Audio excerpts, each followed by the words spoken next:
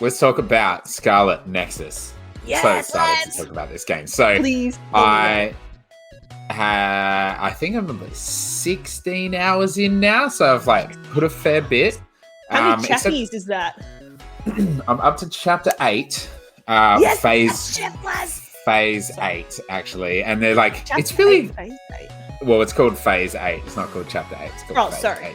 Scarlet Nexus is one of the most weird games I've ever played. Like, the story is batshit insane. It is so anime that it's just like, sometimes I just sit there shaking my head like, shut up and get on with it. But I'm loving it. I think it's fantastic. So essentially, a bit of backstory to it. There's these weird creatures which I still don't even know what they are and like how they got to Earth or like how they aliens. Well, no, they're not aliens. I They're love like a good alien. they're like human legs on a pot plant and stuff like that. They're really, really strange. What are they called? They're called Others. Real creative name. But if you just Google what some of them look like, you're going to be like, oh my god, incredible designs. Like, they look really cool. The enemy designs are absolutely wild. So it's a really cool game though. So at the start, you get to choose between Kasane and Yuito, and I'm playing as Kasane because always go the girl. Always go for the femme. Always. But it's not. You don't choose one or the other and then you just play the same story. They're like concurrent stories happening at the same time, and you do a lot of crossover between each other. Like, you at the start of the game, you meet, and then you spend a few missions together, and then you kind of go off on different teams. But there's a lot of like times where you meet. There's times that you fight each other. Even though you're kind of on the same team, it's really quite weird. But yeah, I'm like hooked on my storyline. But now I'm like, I want to go play as Yuito because I want to see everything from their side. Because there's a point in this story where you kind of go a different path from each other, like from one city to another, and they go to a different city. So. It's very cool. It's very clever how they've done it. And you have... All right, so the combat is friggin' sick. So you're talking about like combo moves and stuff before, and it got me like just hyped for this. I just want to play this game more.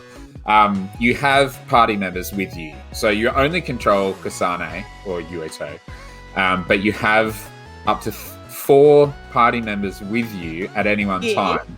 And you can like borrow their powers. So you are what's called psionics, I think, and you all have different powers. So Yuito and Kasane are both psychokinetic, so they can throw objects and move stuff with their mind and stuff like that. But then there's like a guy who does electricity, a guy that does fire, a character she does duplication. So you essentially split into 2. And you are like doing double damage, but when you throw stuff at people, you throw 2 of them, and that's really fun. And then there's like slow motion, invisibility, something else. My team is the 4, like electricity, invisibility, slow motion, and duplication.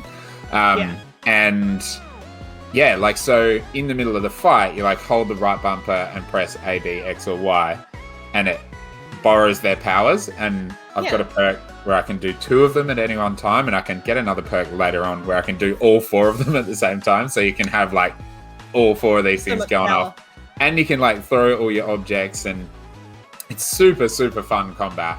And then as you like in between the phases of the story, you go back to your hideout. And yes, this is the only part of the game I've seen is someone as the dude in the hideout talking to some girl, and like I'm talking to heaps of people and doing like the like character building missions and getting pop for their house. That's all I saw. Yeah, like they're called Bond episodes. And that's the one.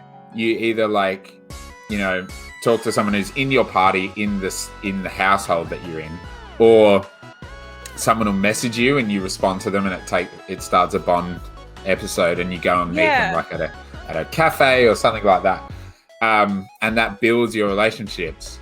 And the ones that are in your party, as your bond gets stronger with them, they get more abilities in combat, but also finally, because I'm like, I love customization in RPGs, and like, they're calling this an action RPG, but it is absolutely a stylish action game. Like, it's got a bit of that RPG-ness, I guess, with the bonding stuff, but like, it's so a stylish action game. It's like all about the combat. I thought it looked like that. Yeah. Like, it's got a really deep story, but we'll get to that. But yeah, as your bonds begin to grow with your party members, they get new abilities, and they get like, they now call out when I'm attacking an unguarded enemy. They'll call out, and you press Y and B at the same time, and that party member will come and do like a massive attack for you. It's so cool, and like, they're like hectic attacks, and you can continue using psychokinesis while it's happening, and it's just wild. But when you get to like Team Bond 3, which I only found out this last night, they'll finally get new outfits. Oh, hell yeah! New outfits! I mean, it goes from like black and red to white, but it's still pretty cool, and I'm like pushing so hard to get their Bond up to level 4 so I can get different outfits again. Because it's like the whole game, I'm like, I just want more outfits. I like their outfits, they're cool, but I want more because it's so satisfying. Also, on the outfits thing, you can buy like little trinkets and stuff to wear, like sunglasses, or like you can put a tail on them, or, or like just these weird little like trinkets. Yeah. It's so funny. So I've got the dude, Shiden. He's got like a pair of like laser sunnies going on, and like this massive like thing on his arm, and he's got a feather tail. So beautiful. But the combat is definitely the highlight of the game. Yeah. The story is good, but it is super, super, super, super weird. You're like, it's not clear why these others are even there. They look cool.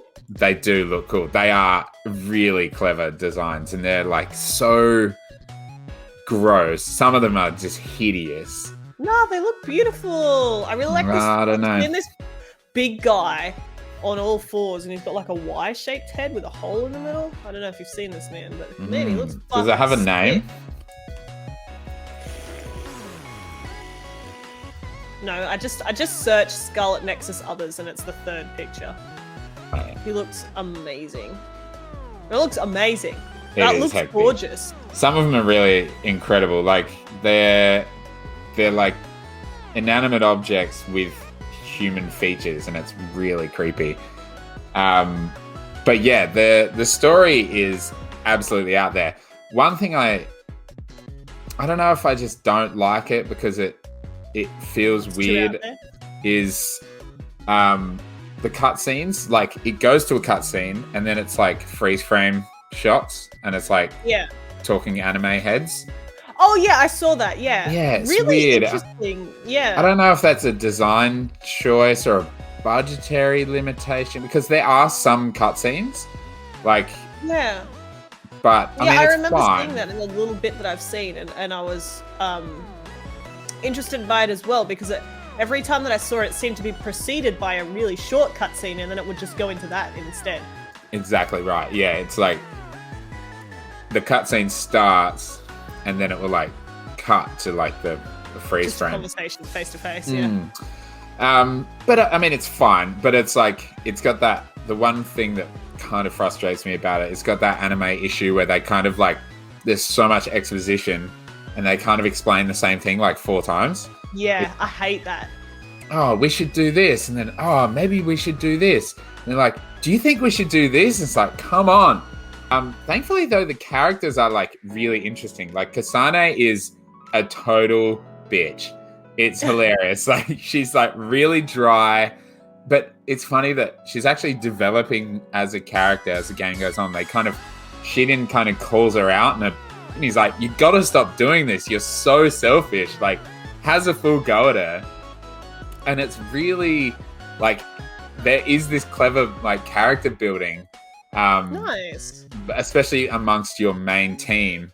It's still got some issues I find around, like, the exposition thing. But, yeah, the characters, like, are really quite interesting.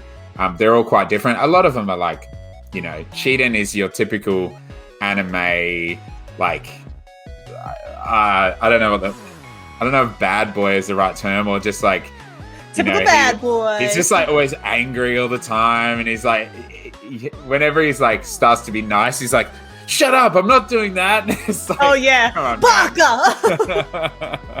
I'm playing it on Series X. Yep. And it runs great. It looks great. It's like not a, you know, incredibly, you know, taxing art style.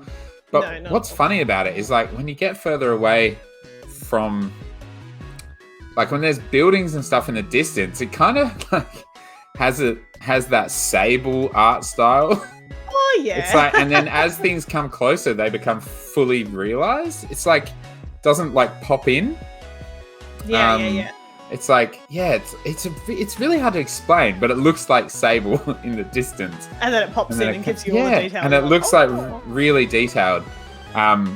It also, the level design isn't incredible, and you do like go to a few places a few times, and if you want to like collect certain, what's the word? Like when you kill enemies, you get certain items from them, and to exchange for some of the gifts to get your bond up. Yeah. I need to like farm some of them, and you're kind of just running through the same areas again. But the combat is that fun, I think, that you don't mind. Like I really enjoy doing it. Like there was a part of the game where there were just like heaps of cutscenes, and I was like, can I please get back to the combat? Because like I'm enjoying the story, and I just got up to this bit where like it's just getting out of hand now. Like big twists and turns, and it's like, what? I'm not even going to mention it because it's huge spoilers, but it's like, what the f*** is happening? How far through do you think you are? Well, I was looking at how long to beat, and it says it's about 22 to 25 hours, I think. And I think that's for one story. Yeah. I think that's like, and that's like main story. And I think that's just for Kasane or Yurito's side. So I'm tempted. Are there side quests when I finish it. Yeah, but they're nothing quests. Minuscule. They're like, can you find this for me? And you like gotta find me a piece of bread. Yeah, kill a bunch of enemies in this certain area. I think it's a way to get you to farm for more items and stuff. Yeah. But it is, it's really fun. It's really weird. It's super anime. And the music, I'm just looking at my notes. The music is great. And it's not on the level of Persona 5, but like it's got some of those vibes. Persona 5 soundtrack is like, it's the top tier. This has got some vibes on the daily, like. yeah. There's this one track where you go to the cafe where you always have like your Bond episodes called Masubi's. And the song there is so good that I like vague out from what they're talking about, and I'm just listening to the music. I'm like, oh yeah, I should probably be paying attention. Yeah. There's a character in Scarlet Nexus. He's like he's like Major General, like top ranking OSF dude, and his name's Karen, but it's spelled Karen. Karen! I saw that! I was like, Karen? What the shit is that? Karen, there's another massive guy, and his name's Gemma, but it's Gemma. Yeah! I was thinking the other day about like how cool it is that Scarlet Nexus is 2 stories, right? And like not many games do that. It's either like you can choose male or female, like say Mass Effect or Dragon Age or something, but you're playing the same story. Yeah. But then I was thinking like there's so few games that like have split the story. Split stories, but then there's like there haven't even been that many games recently where like it's a fully voiced RPG where you can choose male or female, and they have both characters' voice. Like, Final Fantasy VII is, they're all set characters. Final Fantasy 15, they're all set characters. Dragon Age Inquisition is like the last one I can think of, but it's like there's less effort being put into the the voicing of these characters, and like I'm so glad that Scarlet Nexus, even though it is a bit weird, it's like cool that they've kind of gone so diverse, like diverged paths for these two stories. Yeah, there was something I honestly can't remember, but I was thinking the same thing the other day when I don't know if I was watching or if I was trying like a game, and the female character had full lines and like was speaking everything. And normally when you go through like a character creator like that, you don't get that sort of stuff. So yeah, I agree. And that is why Mass Effect is so good, because it did that before so many games, and it did it better than so many games and every game that came after it. And it's fully voiced by really good voice actors as well. I don't know why so few companies seem to do that now. It's like they don't get enough from it. Fallout 4 was voiced, but it wasn't very good. I don't know. You know what game has those diverging stories? Three Houses. Oh my god. Yeah, right? Yeah. That's so much. True. And that's the main other one I can think one of those games where you kind of have to play like multiple run-throughs to see the whole game. Because I'm going to assume if I now go back and play Yuito, like there won't be any skipping anything. It'll be like you're starting from scratch. Yeah. And I'll be able to see the story from a different side, because they're pretty different. Like there are those times when you meet and you fight, but they'd be doing completely different to what we're doing. Yeah, absolutely. That sounds amazing. It's really good. I highly recommend it. If you've got a million games to play, maybe wait for a sale, but it is very fun. The combat, I'm just itching to go back and play more because it's super fun. And I really want to see where the story goes, because it is so weird. And I just want to know, I want to know what's going on. I want to know. I want to know. I want to hear more of what Karen has to say. Oh, my man Karen. My man Karen. And Gemma. Hilarious. Gemma. And when we use his powers, you're like, give it to me, Gemma. It's like, excuse me. Pardon, ma'am. This was just a short clip from our podcast, Controllers and Coffee. Each week, we discuss all the latest games and industry news. The podcast is live on the channel every Tuesday, 6:30 a.m. Eastern Standard Time in the US, 8:30 p.m. Australian Eastern Standard Time. You can also catch the VOD after the fact, and if you want the audio version of the podcast, head over to anchor.fm/controllersandcoffee, or just search Controllers and Coffee on your favorite podcast platform. Thanks so much for watching. If you enjoyed this video, we'd love for you to like the video, subscribe to the channel, and turn on notifications so you know exactly when a new video is released. And share it with your friends if they're interested in some of the latest video game news. Thanks so much for watching, and until next time, peace.